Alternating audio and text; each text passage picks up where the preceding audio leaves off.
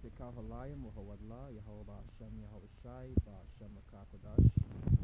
That belongs to the apostles and elders of good news to not do well. He said, let's not the world that push the strictly four corners of the earth, right? This brother Yahaba. So I do a short touch entitled it, we ought to obey the Most High rather than men. You know, there's certain precepts like this one I'm going to start off with. But people is used to say, well, you know, you had to obey the laws of the land and so forth and so forth. But a lot of unlearned people use talk like that. They don't even understand what the scriptures mean when telling things like that. You know, I started Romans 13, right? To say, let every soul be subject unto the higher powers. For there is no power but the Most High. The powers that the powers that be are deemed of the Most High. You understand? Because the Most High that set Esau up when he was in Babylon. He set up Nebuchadnezzar and so forth. You understand? All these different structures that, as scriptures say, is the Most High that created for men. Right? Right now we in slavery right now, so we subjected to the powers that be right now. We can't gather together and go overthrow them. You know, and there'll be some laws that we had to follow being under their power structure. We can't just do our own thing. Right? To say, whosoever therefore resisted the power, resisted the ordinance of the Most High, and they that resist shall receive to themselves damnation. Right? Now that doesn't mean, like, for example, people might say anytime now the hour of temptation, microchip, which is the mark of the beast, be implemented. You understand? These are scriptures that they would want to use to comfort themselves, to believe that taking the chip is a good thing. But there's wisdom in how these things are going about. Right? There's wisdom in how these things are going about. Another scripture they like to use is Mark 12. I'll start from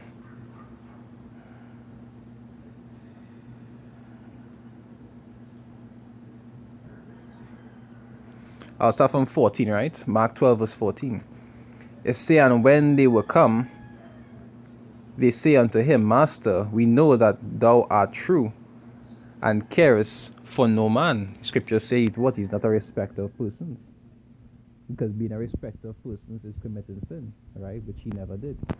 It says, for thou regardest not the person of men, but teachest the way of the Most High in truth. It says, is it lawful to give tribute to Caesar or not? It says, shall we give or shall we not give?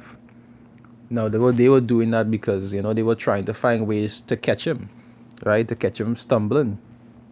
Okay, if he did say no, then the first thing that say is, you know, he causing an uproar against Caesar and so forth. It say, shall we give or shall we not give? But he knowing their hypocrisy, said unto them, why tempt ye me? He knew what I was doing. It say, bring me a penny, that I may see it. And they brought it, and he said unto them, it say, whose is this image and superscription, right? It said, back in the days, you used to have like a Roman, the emperor's face on the coin and so forth. They say, and they said unto him, Caesar's. Then Mashiach answering said unto them, it say, render unto Caesar the things that are Caesar's, and render to the Most High the things that are the Most High's. And they marveled at him. They didn't expect an answer like that. But for people, they might watch that and they might understand what I mean. But the scriptures plainly say, like, for example, when you in captivity, there are certain laws that you will be subjected to in that captivity. But at the same time, you got to be able to weigh the balance.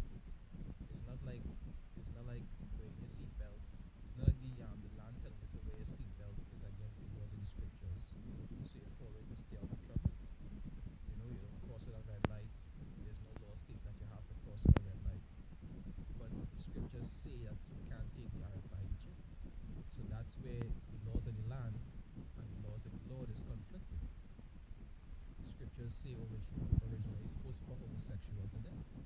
Now you can't put a homosexual to death in the system, but you're not going to be a homosexual yourself.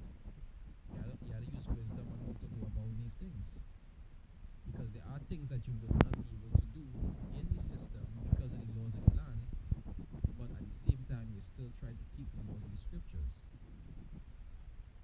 Because the law of the land telling you supposed to be down for homosexuality, you won't be down for it because the laws of the land said so. But you won't tell them you're not down for it, but you'll use wisdom. You know that you're against that because the Lord is against it. But if that's what the law of the land encourages, you have to use wisdom. But scriptures don't tell you to do the things of the land when it is against the scriptures. You just have to use wisdom. The scriptures talk about that is in Colossians 4:5. They say walk in wisdom toward them that are without, redeeming the times. So you gotta use wisdom because you understand these people that you surrounded by, they have no wisdom. They don't understand the things that you understand. So you gotta be wise when dealing with them. But you know that you are against these things because they're contrary to the scriptures. You still have to be wise on how you go about doing it to avoid problems, right? It say, let your speech be always with grace, seasoned with salt, that ye may know how ye ought to answer every man. So you have to be smart. But like I was saying, all this goes back to how people like to think that you have to follow the laws of the land when it's against the scriptures. If the law of the land says that you have to lie, you wouldn't go and lie. That's against the scriptures. But you will use wisdom on how you move about doing things because you know you and the scriptures say you're like a sheep in the midst of wolves. They say, be therefore what? Wise as serpents and harmless as doves.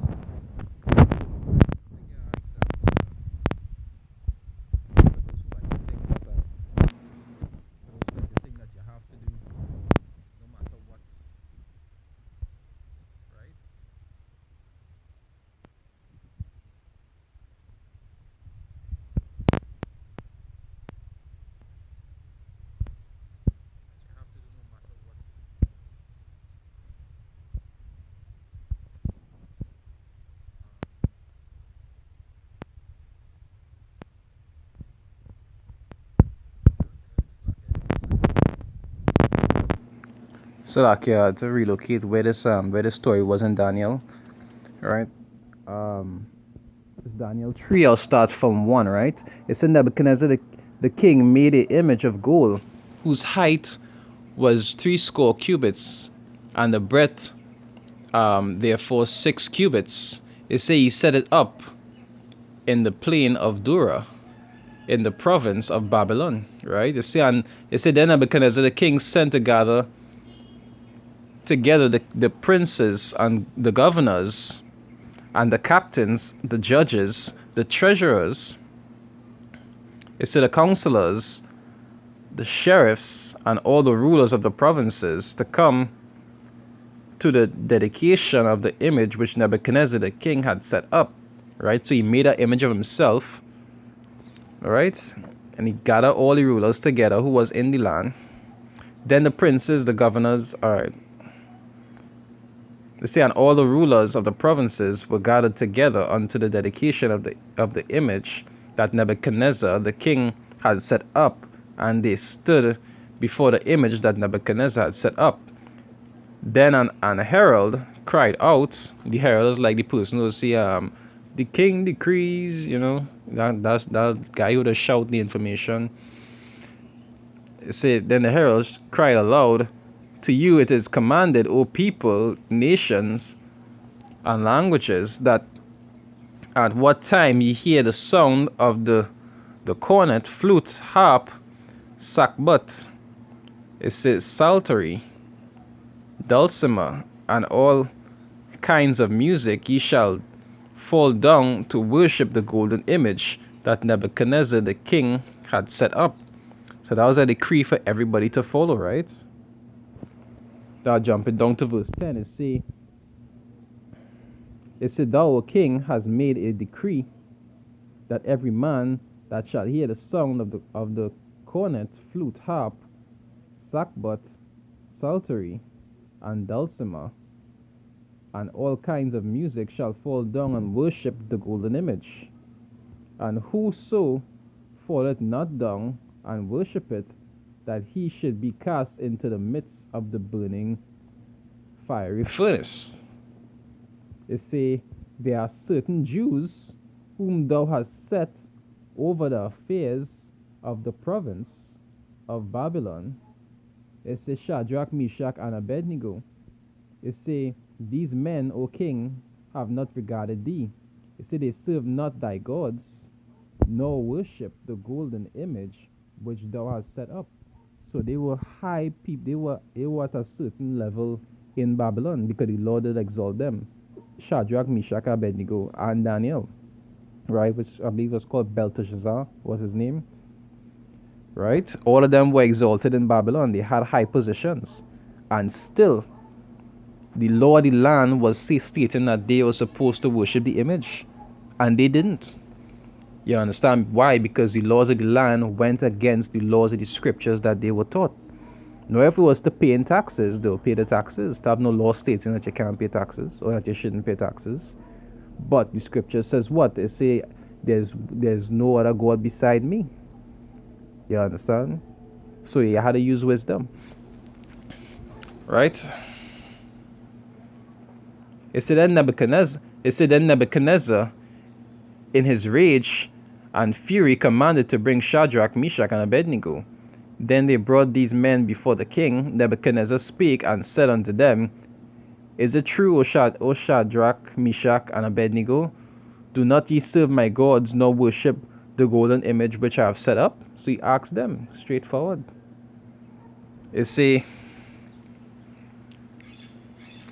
Now if ye be ready, that at what time ye hear the sound of the cornet, flute, harp, sackbut, psaltery, and dulcimer, and all the kinds of music, ye shall fall down to worship the image which I have made. Well, but if ye worship not, ye shall be cast in the same hour into the midst of the burning fiery furnace. And who is that God that shall deliver you out of my hand? So he was speaking as though like the Most High can't deliver them. And this is something that men will even go through in the hour of temptation. They'll tell you what? They'll tell you microchip or death. So in that time, men will have a similar ultimatum. Men and women will have a similar ultimatum. And you can't use scriptures like, you had to obey the ordinances. Those scriptures wouldn't allow you to escape the destruction the Lord will bring upon you if you do take it. There's a wisdom that's coming. Scriptures say, he that have an ear, let him hear. Right? Verse 16, it says, Shadrach, Meshach, and Abednego answered and said to the king, O Nebuchadnezzar, we are not careful to answer thee in this matter. And you know, Jagus have attitude when they're talking to you. And he's a king. He don't want to hear that kind of talk from nobody, from no subordinates. Say, we are not careful to answer thee in this matter. It say, if it be so, our God, right? It say, whom we serve is able to deliver us from the burning fiery furnace, and he will deliver us out of thine hand, O king. But if not, because they don't know, they have faith that he would, but you don't know. Just like in the last times of the microchip, there will be some brothers that will be delivered, and then some will be beheaded if it be the Lord's will. We don't know, but he could do it. It say, but if not, be it known unto thee, O king, that we will not serve thy gods, nor worship the golden image which thou hast set up. And that is a beautiful example. And I'll get one more example. Now that example with them was a good example to show that, hey, it's not about just following the laws of the land. You have to use wisdom. There's certain things you will do to avoid confusion and, peace, to keep peace. The scriptures say what? It say, as much as it in you, live peaceably with all men. It has certain things you will do that are not against the scriptures to keep peace, and then certain things you will have to use wisdom and how to go about not doing it, because scriptures talk about loving the praises of men more than the praises of the Most High. Right? At some point, you just had to put your foot down. But the Spirit had to be with you to be able to make that judgment and that discernment.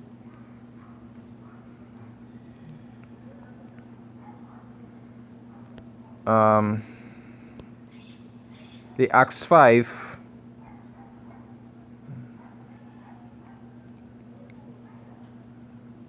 Acts 5, I'll start from 26, right? It say, then when the captain with the officers and brought them without violence, it say, for they feared the people, lest they should have been stoned. It say, and when they had brought them, they set them before the council, and the high priest asks them, right? Now you see the council and the high priest. Now these are people who are like lawgivers, who you'll see today like judges and lawyers and people in a high place who could actually tell you not to do certain things. And what they tell you not to do, that is like law. They are like lawgivers. If they tell you not to do something, that is like law. That is the kind of men that they were dealing with. You understand? Men who could actually, pass decrees to get you put to death. That is the guys who was telling them not to preach in their name. Right? Right. Well, let me see. It's asking them, saying, did not we straitly command you that ye should not teach in this name? So they were commanded them not to teach in their name. But Mashiach sent them forward. You understand? The Messiah sent them forward to do what? To preach his name, to spread his name and spread the gospel. So that was a conflicting situation. It's either to listen to the law of the land or to listen to Mashiach. And what did they do?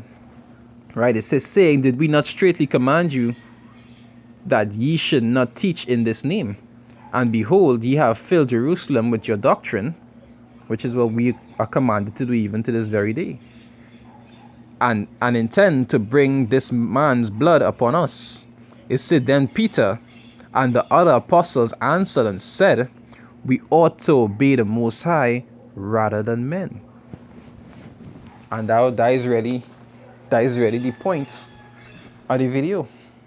You understand? Now, like I say, there are certain things you use wisdom and how it is you're doing it and so forth. But it's about doing the will of the Lord. You don't do the will of the land. Some people love to use those excuses. Why? Because they love to do things that are pleasing in Babylon. So when you're telling them that this is wrong and that is wrong, the first thing is just jump and say what the scriptures say, and obey the laws of the land. You're not seeing any scriptures like that. And even though you're trying to keep peace in the land, you're still supposed to restrain from certain things. Why? Because it's offensive to the Most High. If what you're doing that the land tell you to do, that is contrary to the Lord, then you have to use wisdom. You understand? You can't go and do it and put yourself in trouble. You use wisdom to try to get yourself out of that situation. If the land tell you to take tattoos, you wouldn't go and take a tattoo. That is something that the land is actually promote. But you wouldn't go and take that. Why? Because that is against the scriptures. And that is where wisdom does come in, to know what you could do and what you can't do. That is where studying does come in. That is where discernment does come in. Because all those people in the time of the microchip, if they want to tell themselves that is the laws of the land and how to live according to the laws of the land, when they take it, they will be destroyed with the land. Right? Anyway, I hope it was edifying. With that, I'd like to say Shalom Akim, right? Kahalayim, Wahawadla, Yahweh Hashem, Yahushai, the brothers, the apostles, and others of great ministers and rule well. Peace and blessing to the Akim around the world that pushes through to the four corners of the earth. Right, as Yarabah saying Shalom.